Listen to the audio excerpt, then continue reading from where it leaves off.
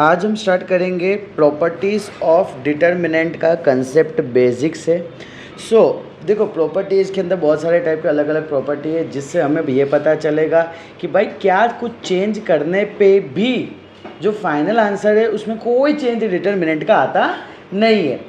तुमने 2x2 matrix सीखा है सॉल्व करना, 3x3 मैट्रिक्स सॉल्व करना सीखा है। हम यहाँ पे जितने भी चीज़ सीखेंगे ना तुम वो उसमें चेंज कर लेना, फिर भी डिटर्मिनेंट ऑलवेज सेम दिखेंगे। ओके, लेट्स से सर यहाँ पे फर्स्ट प्रॉपर्टी की बात करते हैं। सर अगर ये A B C D E F G H I, तुम इस पूरे का डिटर्मिनेंट निकालो। क्लियर, नंबर हो सकता है इसके अंदर अपने वैल्यू निकलेगा। सर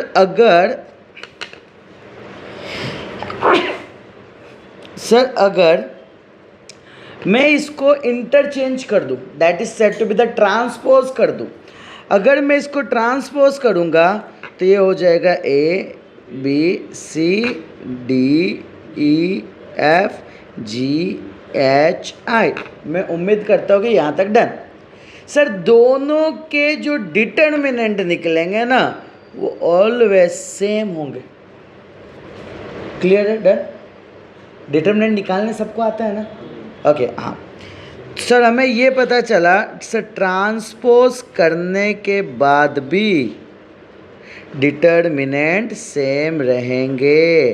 तो फर्स्ट पॉइंट हमने ट्रांसपोज का कंसेप्ट समझा। सेकेंड पॉइंट पे अगर मैं बात करता हूँ कि सर इसी चीज़ को मैं लेता हूँ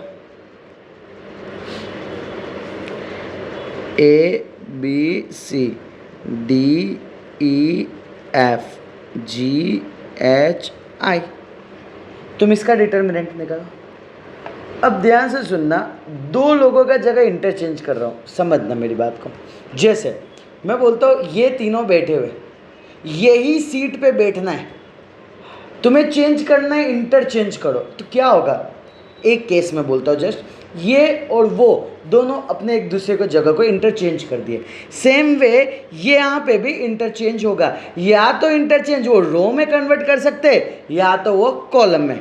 जैसे कि अगर मैं बात करता हूँ तो पहले दो रो, सर यहाँ पे डी ई एफ, यहाँ पे ए बी सी, नीचे वाले में कोई चेंज नहीं है। पता चला। हमने यहाँ पे क्या किए ना सर यहाँ पे रो को चेंज किए, बोला डन। सर इंटरचेंज किए, रो को क्या बोलेंगे, इंटरचेंज। मालिक कितने बार इंटरचेंज किया है, एक बार किया है। लेट्स सी एक और एग्जांपल देता हूँ। सर ये A B C D E F G H I, sir यहाँ पे मैं कॉलम को इंटरचेंज कर देता हूँ, सी एफ आई लिखता हूँ और इसके जगह लिखता हूँ ए डी जी, बाकी B E H as it is.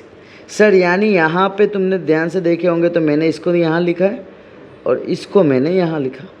यहाँ पे अगर देखोगे डन कि सर इसको मैंने यहाँ लिखा एंड इसको मैंने यहाँ लिखा, यानी हमें ये पता चल गया कि ये दोनों इंटरचेंज हुए और यहाँ पे ये दोनों इंटरचेंज हुए। यानी मैं इधर बोलूँ तो मैं बोल सकता हूँ कि सर यहाँ पे कॉलम ने इंटरचेंज किया।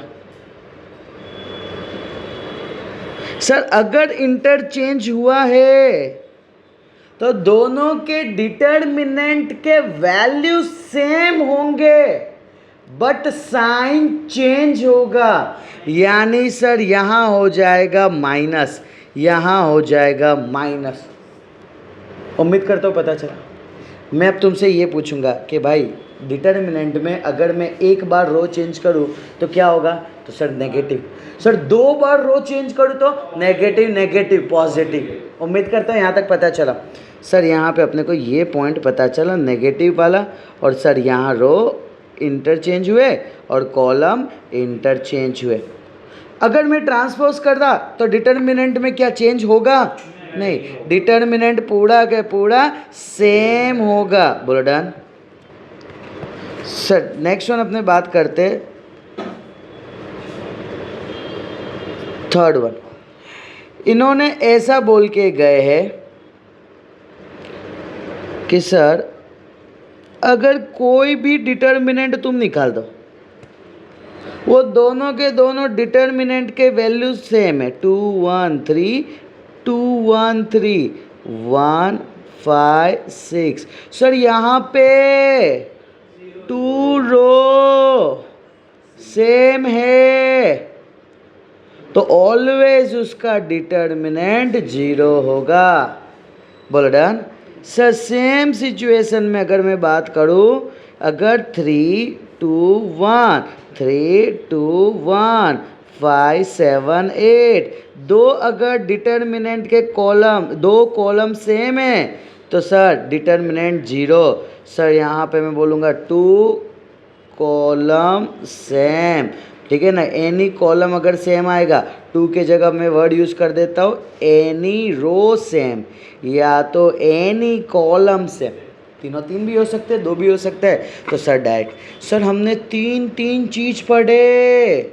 सर पहला प्रॉपर्टी पढ़े थे कि अगर ट्रांसपोज करेंगे तो डिटर्मिनेंट सेम रहेगा। दूसरा हमने देखे थे कि अगर सर कोई रो इंटरचेंज होता है या कोई कॉलम इंटरचेंज होता है तो डिटर्मिनेंट के आगे क्या आएगा? माइनस। सर थर्ड प्रॉपर्टी देखिए, अगर कोई भी रो सेम है या तो कोई भी कॉलम सेम है तो डिटर्मिनेंट क्या आएगा? बेस्ट है।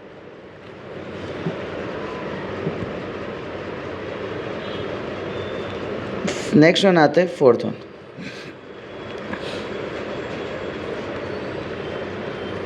सब फोर्थ प्रॉपर्टी क्या बताता है ना, अगर मैं बात करता हूँ A1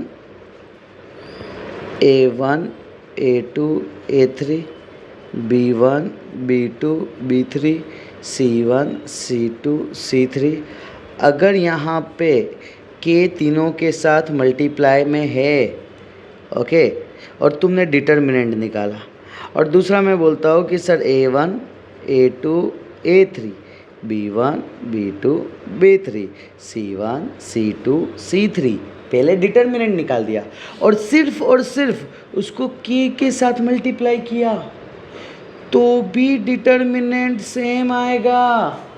सर ये क्या बताना चाह रहे हो? समझना मेरी बात को ध्यान से। मैंने बोला समझो, ये 2 1 3 4 1 2 7 6 3 ये है डन। इसमें मैंने बोला कि तुम ये डिटर्मिनेंट, ठीक है, ये डिटर्मिनेंट निकालें,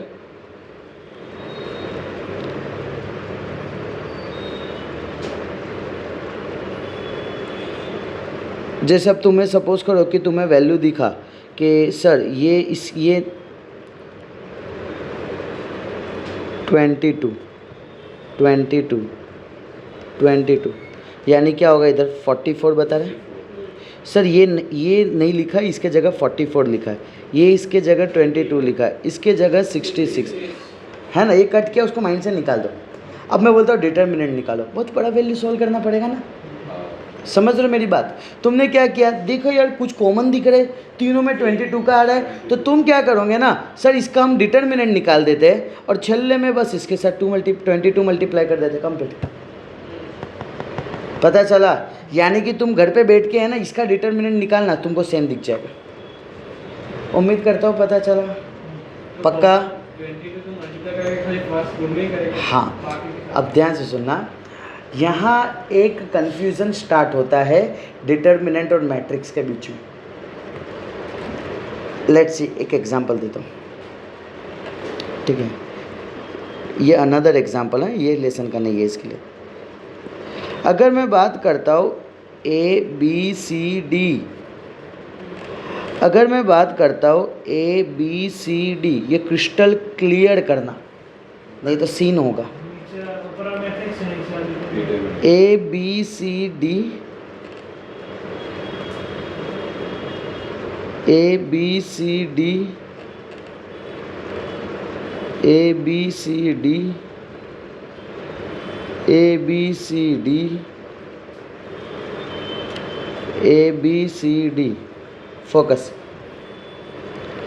अगर मैंने बोला कि यहाँ 2 मुझे मल्टीप्लाई करना है तो इधर तुमको सब जगह करना पड़ेगा, और अगर तुमने यहाँ 2 बोला तो इसका मतलब ये बताता है सर तुम कोई भी रो में कर दो, पहले रो कर दो, दूसरे रो कर दो, या पहले कॉलम कर दो या दूसरे कॉलम कर दो, सबका वैल्यू सेम आएगा। समझे दोनों में डिफरेंस? मैंने क्या बोला? ये फोकस रखना, माइंड में सेट रखना, अदरवाइज सीन होता है कि सर कब कॉमन निकल रहा है कब नहीं निकल रहा है, वो यहाँ से पता चलेगा। ओके, अब एक बात बताओ, चलो इसी को मैं एक दूसरे तरीके से अब तुमसे पूछता हूँ मैं। ओके,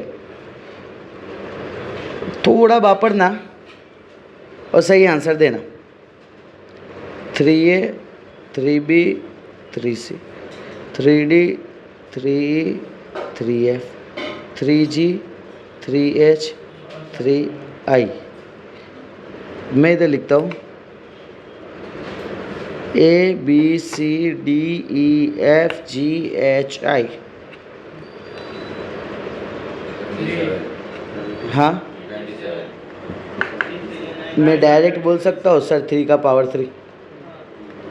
पता चला जितने रो हुए या जितने कॉलम हुए वो पूरा पावर में आ गया।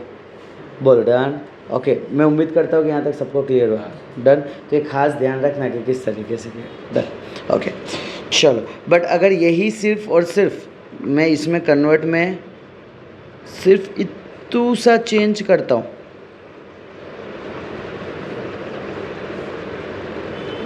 सिर्फ और सिर्फ चेंज में मैं कर रहा हूँ,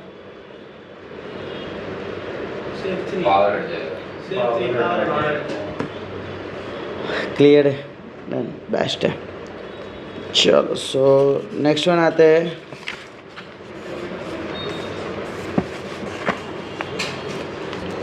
नेक्स्ट 5th प्रॉपर्टी बोलता है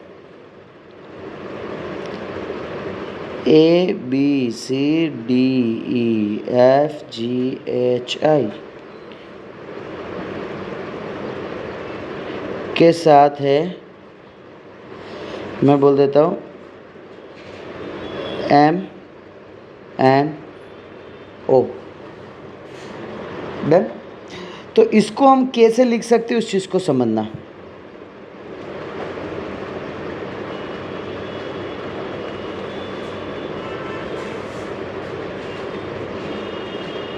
सर यहाँ लिखूँगा ABC, दिखा सबको? फिर से नीचे लिखूँगा DEFGHI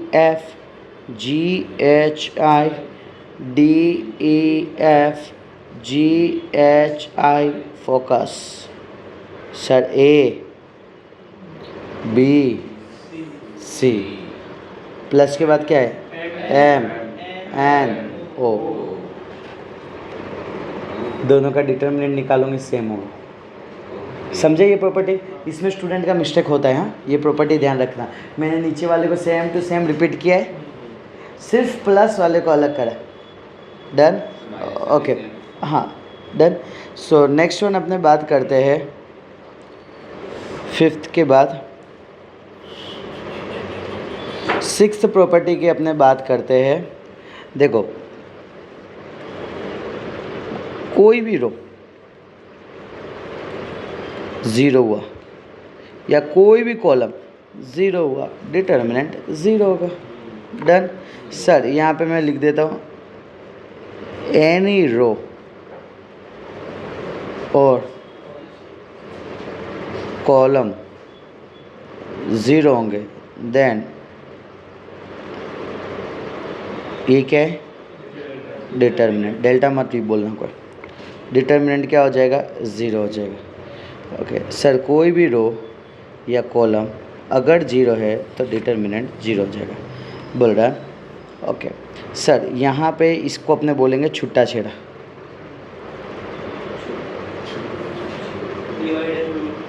बोल रहा? ओके, सर यहाँ पे तो ये पता चल गया तुमको। नेक्स्ट ये के कॉमन वाला भी कंसेप्ट पता चल गया। ओके चलो डन। ओके अब देखो इसमें कैसा है ना, एक लास्ट बताता हूँ जिसके बेसिस पे हम खेलेंगे। ये अभी बताऊँगा, तुम्हें पता तो नहीं चलने वाला है बट फिर भी समझो,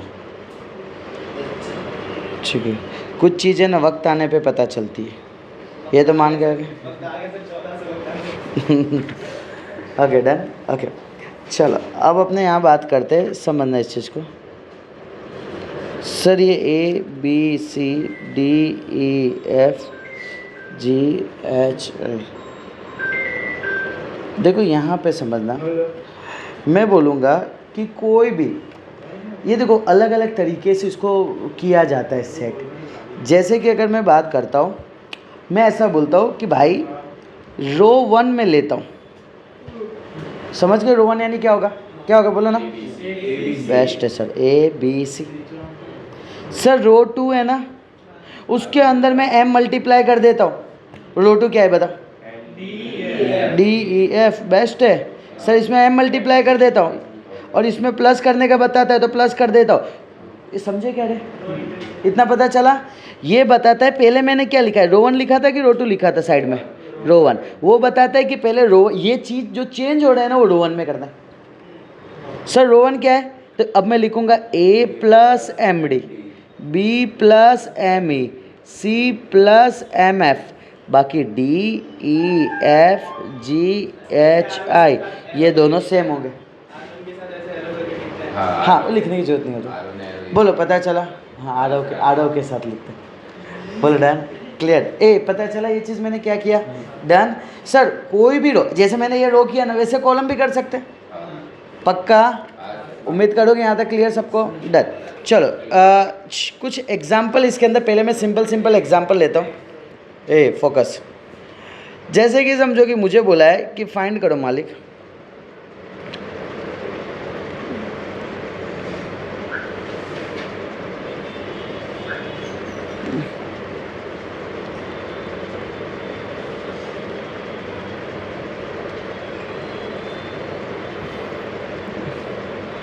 बर्डन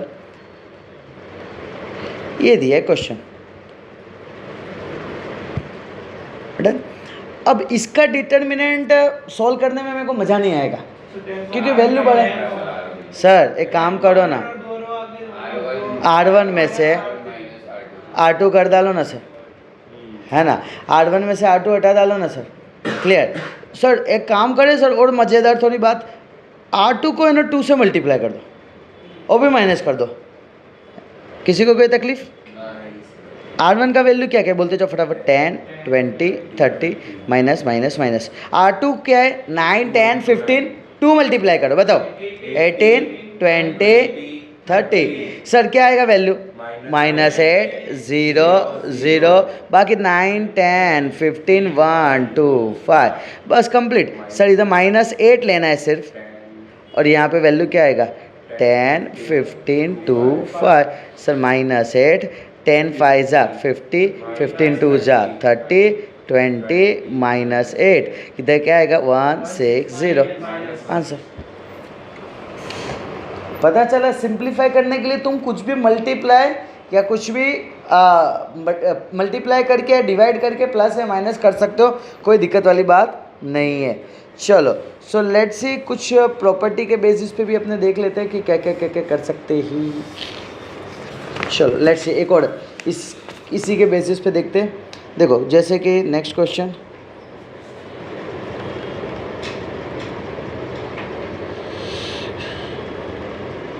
ये निकालने बोला 2 3 5 7 8 9 65 75 86। बोलो डन। इसमें किसी को कोई तकलीफ? ये सॉल्व करना है, क्या करे बताओ? R2 माइनस हाँ 1 2 को क्यों? मुझे कॉलम 3 को चेंज करूँगा ना, कॉलम 3 मजबूत है। C3 minus 9C2। Very good. देखो क्यों ऐसा मैंने बोला इसके में वेरी गुड, क्योंकि सर ये कॉलम 3 है, कॉलम 2 है। समझना मेरी बात को, 65 और 7, 65 - 7 करके तुमने क्या उखाड़ लिया?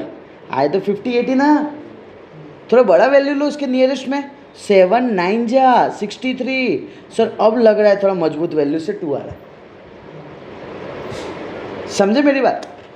इसने भी बोला वो सही था, तूने भी बोला वो सही था, इसने भी बोला सही था, बट हमें वो मेथड यूज करना है जिससे ज़्यादा सिंप्लीफाई इजीएस्ट वे में हो। बोला डन। सर 9 मल्टीप्लाई करके माइनस करना है। एक चीज़ और दिख रहा है मेरे को, एक चीज़ और दिख रहा है, एक चीज़ और दिख रहा है। चलो लेट्स सी, बताता हूँ। 75 ये 86 माइनस माइनस 9 9, इधर कितना है? 8 है ना, इधर 9 है ना, क्या आ जाएगा? 8 9 जा कितना बचेगा? 3। इधर कितना आएगा? 5। Very good, done. इतना सर यहाँ पे जो वैल्यू है, इधर आपका जो वैल्यू किस में चेंज करूँगा मैं, बताओ तो। Very good. इसमें सर क्यों ऐसा? परफेक्ट सर, आपने C3 को पहले लिखे। क्लियर सर, यहाँ पे आएगा 2 3 5 2 3 5 7 8 9। सर अगर प्रॉपर्टी नहीं पता होता हमें तो हम ये पूरा सॉल्व करते। सोचो वो पूरा तुम सॉल्व करते। अब तुम्हें दिख रहा है सर, क्लियर है कि सर यहाँ पे ये और ये दोनों सेम है। अगर सर हमें पता है कि एनी कॉलम, मैं बोलूँगा यहाँ पे कौन सा column, column 1 and column 3 same है, सो मैं डायरेक्टली बोल दूंगा आंसर इज 0। कंप्लीट, कुछ बोलने का इसने। उम्मीद करता हूँ कि सबको यहाँ तक क्लियर हुआ। ओके अब देखो, तुम्हारे मुंह पे थप्पड़ मारेगा, ठीक है? अब ये क्वेश्चन तुम्हारे मुंह पे थप्पड़ मारेगा, बोलेगा कि भाई मुझे पता है कि तुम्हारी औकात है कि तुम डिटर्मिनेंट निकाल सकते हो, है ना? इसके लिए इन्होंने वर्ड यूज़ किया without expanding, at any stage find the value. समझ रहे हो? सर हम सॉल्व कर दे तो एक्सपांड कर दे तो आंसर सेम आएगा। मालिक आंसर सेम आएगा, बट कितने टाइम आंसर मैटर नहीं करता है, कौन से रास्ते से जाते हो वो मैटर करता है। भाई पैसा कमाना मैटर नहीं करता है ना? चलो 2 2 2 x y z y plus z plus x plus y। Sir ये पूछाया गया था ISC स्पेसिमेन पेपर में 2018। Okay focus. ओके सुनो ना, क्या बोले? बिल्कुल सर C3 प्लस C2 कर देते। जाडेजा इससे क्या होगा?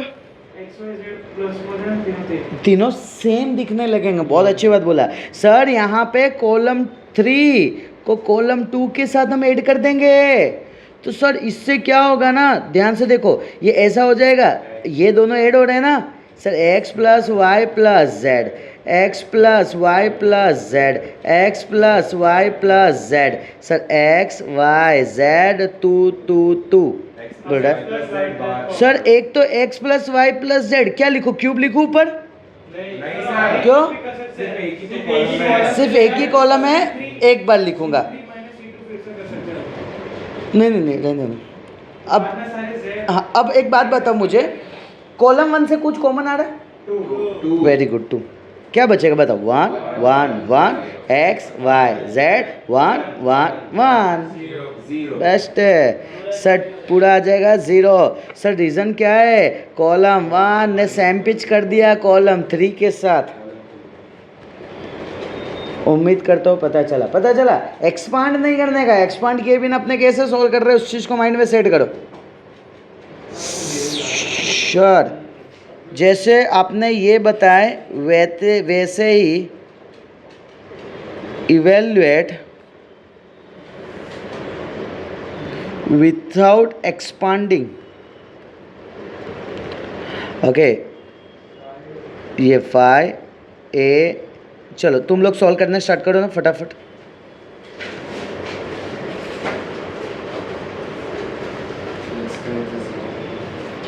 सर अब तुम मानोगे, देखो ये टॉपिक आज हमने स्टार्ट किया, ठीक है ना। बोर्ड क्वेश्चन 2023 का,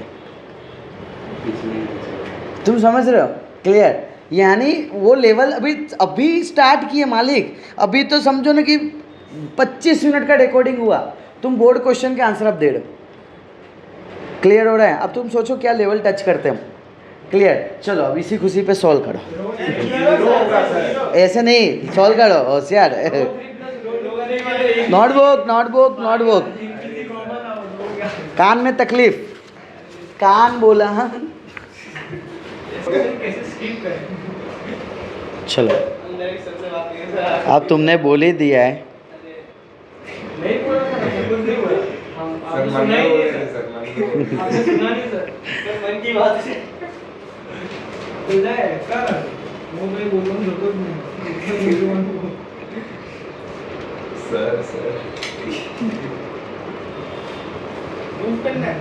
हम 2 मिनट की खुशी क्या बात है, सर लेवल दिखाना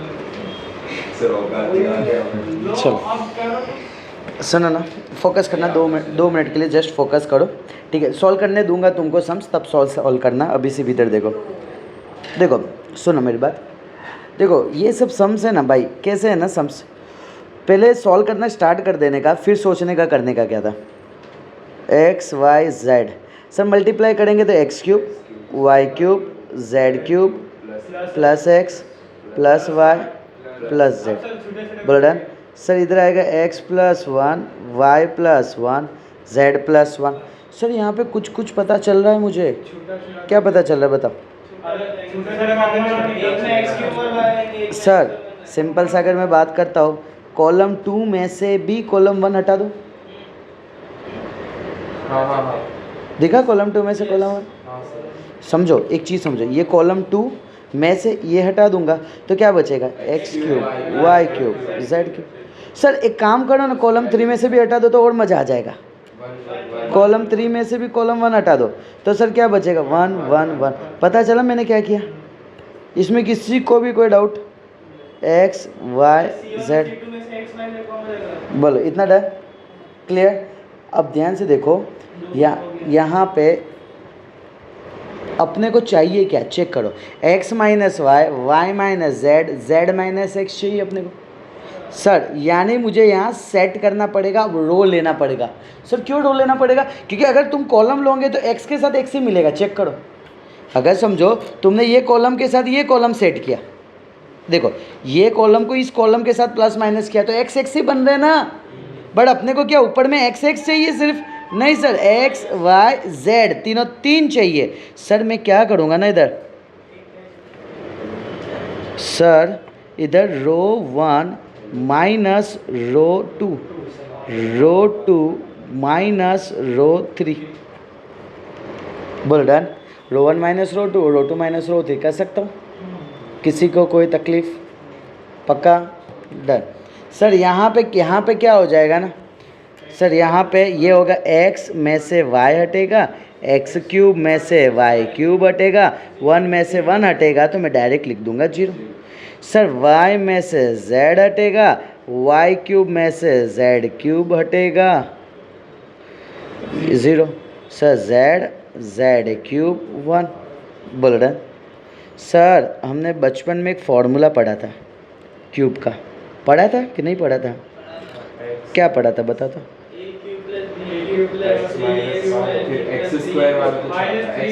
नहीं वो गलत बोल रहे थे। सुनो कैसा होता है, x minus y bracket x square minus का उल्टा plus x y plus y square, same पे y minus z y square plus y z plus z square. Sir इधर आएगा जेड क्यूब, इधर आएगा x माइनस वाई, इधर आएगा y minus Z, इधर आएगा z, 0 0 1। सर यहाँ पे अगर तुम ध्यान से देखोगे तो पहले रो में x माइनस वाई कॉमन आ रहा है, दिखा सबको, ये देखो ये देखो, इसके पास कुछ नहीं, यानी x माइनस वाई ऐसे ही मान लेने का है ना, क्योंकि 0 सब लेके ही घूमता है। x माइनस वाई, सर यहाँ पे अगर मैं बात करता हूँ y minus z, y minus z, y minus z, sir यहाँ से भी मैं बोल दूँगा सर y माइनस जेड। बोलो क्लियर।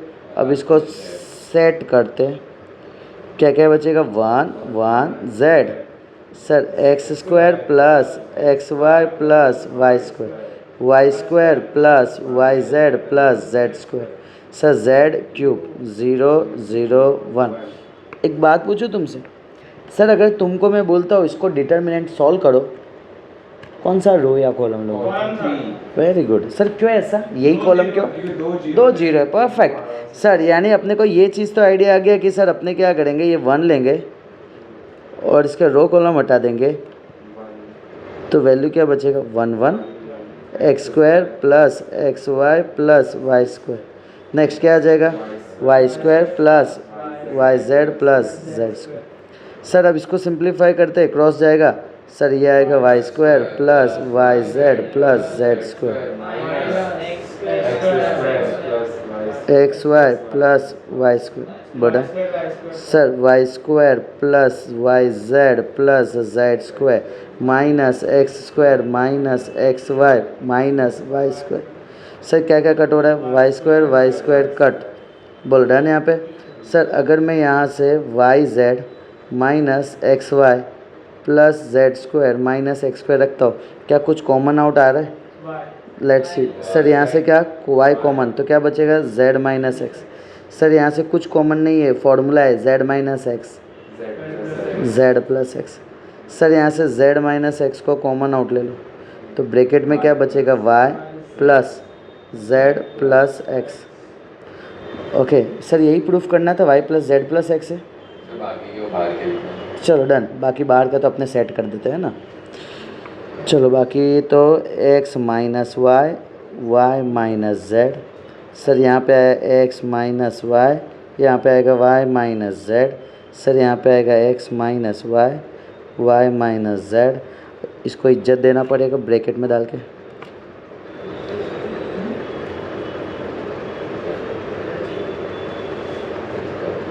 ए होशियार हो ना तुम, ऐसे ही लिख दिया।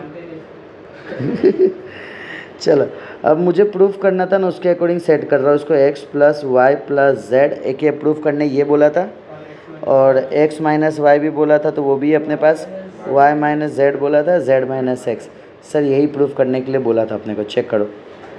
सर बीच में से पहले अपन पूरा तीनों को लेके कर रहे थे, फिर जैसे एक अकेले का भी डिटरमिनेंट लेके कर सकते हैं। हाँ इसमें सिंपली अपने को इसके अंदर ना देखो, यूजिंग प्रॉपर्टी बोल दिया ना, तो तुम्हारी इच्छा। बट अगर देखो तुमने सोचा कि यार यूजिंग प्रॉपर्टी बोला है, इसको एक्सपांड करता हूँ ना, तो तुम इसको सॉल्व करना है ना बहुत मुश्किल हो जाएगा, क्योंकि ये सेट करना है, और सेट कैसे करोगे, तो मल्टीप्लाई में ला दोगे तो। ठीक है done. So this one is my RHS हैंसफोर्ड। बोलो क्लियर इतना, डन। चलो सो नेक्स्ट अपने देखते हैं, एक बात पूछूं तुमसे, बचपन में पढ़ा था area of triangle, half into height into base. बड़े होके क्या पढ़ा है, एरिया ऑफ ट्राइंगल का फॉर्मूला, हाफ इनटू डिटरमिनेंट निकाल। Very good sir, half multiply by determinant. मुझे एक बात बताओ तो, ट्राइंगल के कितने साइड होते हैं? 3 साइड होगा सर, यानी यहाँ वैल्यू होंगे, यहाँ वैल्यू होंगे, यहाँ वैल्यू होंगे। क्यों 1 1 1 ले रहे? क्योंकि कोई नंबर पता नहीं, कोई नंबर, क्योंकि डिटर्मिनेंट ऑलवेज किसका होता है, 100। नंबर 0 1 का ही होता है। डिटर्मिनेंट ऑलवेज तुम कौन से मैट्रिक्स का सॉल्व करते हो? स्क्वायर। ये स्क्वायर तो है नहीं सर, स्क्वायर क्रिएट करना पड़ेगा, 1 1 1। बोलो डन इतना। So sir area of triangle का ये फॉर्मूला। अब एक बात पूछता हूँ तुमसे, मुझे ये बताओ ना, सिर्फ h इंटू बी क्या है, क्या होता है? एक रेक्टेंगल। चलो वेरी गुड। चलो मैं बोलता हूँ एक हो गया सर h इंटू बी, एक एरिया ऑफ रेक्टेंगल का फॉर्मूला। दूसरा तो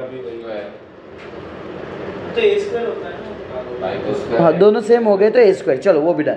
और एक और होगा, क्योंकि एग्जाम में ये सब नहीं पूछते, वो जो पूछते वो तुमने नहीं दिया आंसर तो। पैरेललोग्राम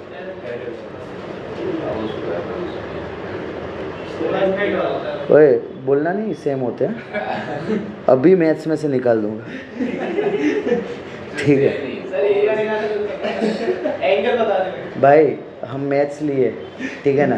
एक टाइम अपने डॉक्टर के बात बोले ना कि दांत में नीचे का दर्द और ऊपर का दर्द सेम होता है, तो वो लोग उनकी लैंग्वेज में गाली देते होंगे उनको, ठीक है। अपने मैथ्स पढ़ रहे, सेम ही रहता तो इतना सब क्यों मगजमारी करते। सर यहाँ पे ये फॉर्मूला है, that is height into base. Sir इसका बोलने का मतलब मेरा ये था सिर्फ कि सर हमको है ना, जब भी ऐसा बोला जाए ना कि एरिया ऑफ पैरेललोग्राम निकालना है, तो बस सिर्फ और सिर्फ डिटर्मिनेंट निकालना है, कंप्लीट। समझ रहे मैंने क्या बोला? बस 1/2 नहीं लेंगे ना, क्योंकि हाइट इंटू बेस होता है 1/2 ट्राइंगल में, इसके लिए 1/2 लिए। उम्मीद करता हूँ यहाँ तक क्लियर। और एक और ऐसे आता है इक्वेशन फॉर्म करने का, परफेक्ट।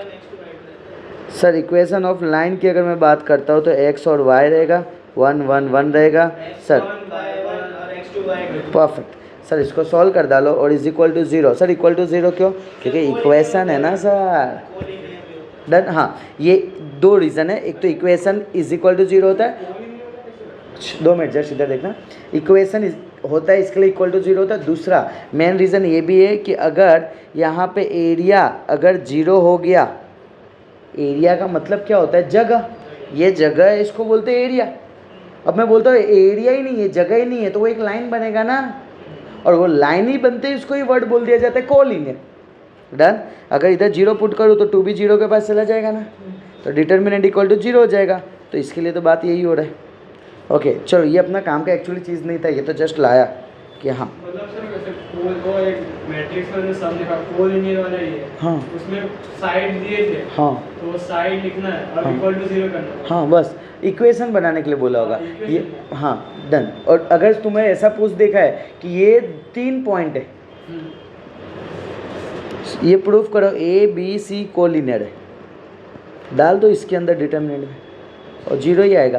तो 0 क्या बताता है कि भाई एरिया नहीं है, और एरिया नहीं है इसके लिए तो एक लाइन है, बोल रहा हूँ।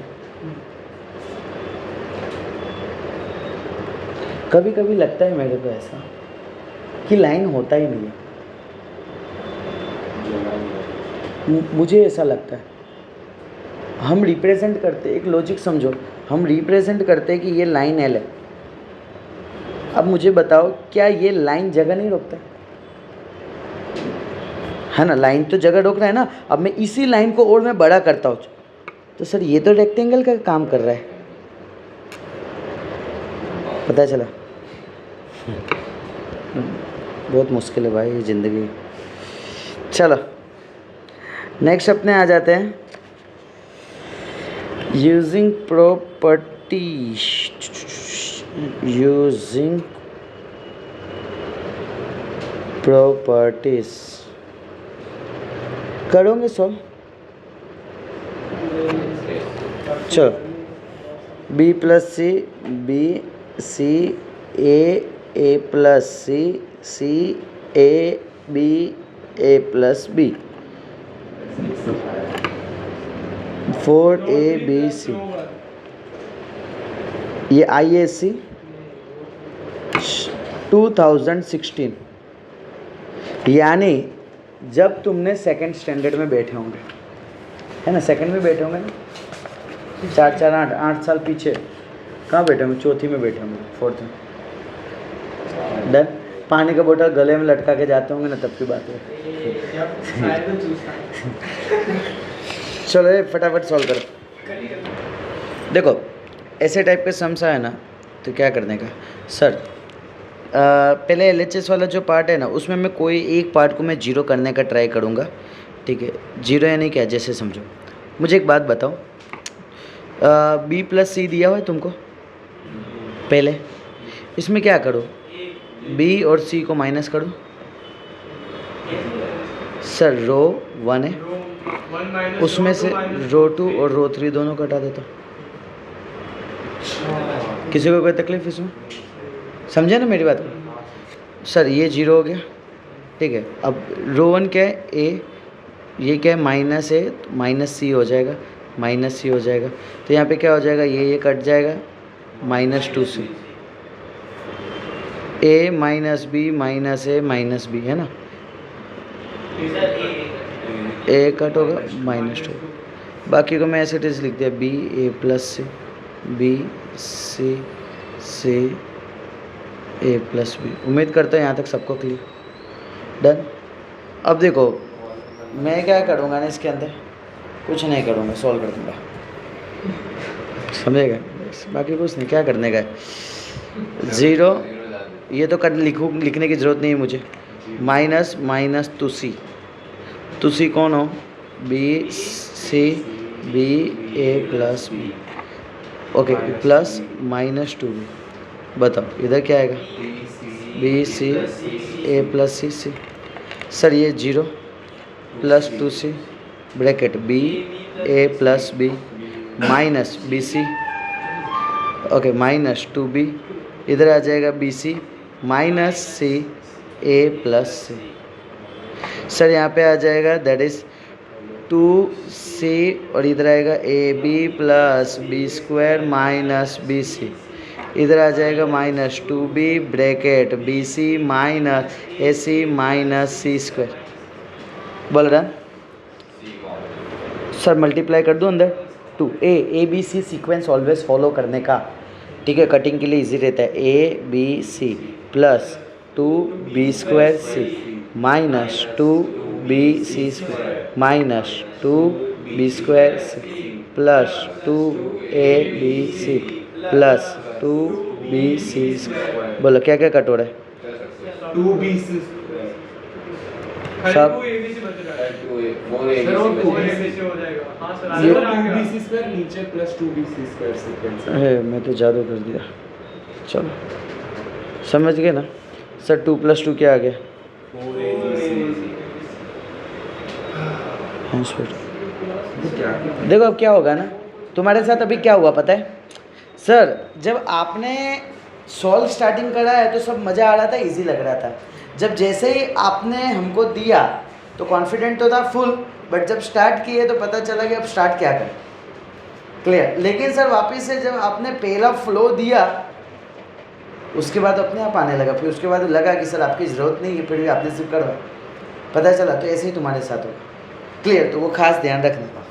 चलो आज का प्रॉपर्टी पार्ट का लास्ट क्वेश्चन करवा रहा हूँ मैं, जो ऑलवेज मेरा फेवरेट क्वेश्चन रहा है,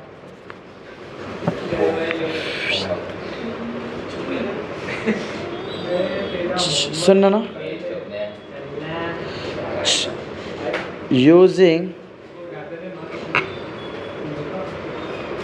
property of determinant so that p alpha square plus 2q alpha plus r is equal to 0, सिर्फ देखते जाना, क्वेश्चन देखते दिमाग घूम जाएगा, p q p q and r are not in GP geometric progression and 1 1 1 p alpha plus q q by p r by q q alpha plus r alpha q upon p alpha r by q 0 is equal to 0। IAC 2011 जब तुमने school पढ़ना start किया था तभी ये पूछ देखा था, बोलो क्लियर, ओके, जस्ट मैं कंसेप्ट बताता हूँ, तुमको सॉल्व करना है, अपने ये रेगुलर लेक्चर में मैं तुमको सॉल्व करवाऊँगा, डन, ओके, इसके पीछे थोड़ा मेहनत करोगे तो मज़ा आएगा मेरे को। सर ये P Q and R not in GP, तो सबसे पहले समझते हैं होता जीपी में तो क्या, ओके, तू समझना खासा। अब यहाँ पे अगर मैं बात करता हूँ सर जीपी का मतलब क्या होता है, तो सर जीपी का मतलब होता है जियोमेट्रिक प्रोग्रेशन। एपी पता है ना क्या होता था, उसका मतलब क्या होता था, डी सेम होते थे। क्या होते थे, डी सेम। इसमें रेडियस सेम होते हैं सर, सॉरी रेशियो सेम होते हैं। Q by P and R by Q दोनों सेम होंगे। इसका मतलब इधर क्या आ जाएगा sir, Q into Q, Q square is equal to P R. ये आएगा कब, जब जीपी होगा, बट ये जीपी नहीं है तो ये नहीं होना चाहिए, या तो Q square minus P R is equal to zero, ये भी नहीं होना चाहिए। बोलो डन। बाकी सॉल्व करना है सेम मेथड से, नहीं आएगा तुमको बता दिए हो, ठीक है अभी से। ओके जस्ट ट्राई करना है तुमको। बोलो डन। आज के लेक्चर को हम यहाँ पे क्लोज करते हैं, तब तक के लिए बाय बाय।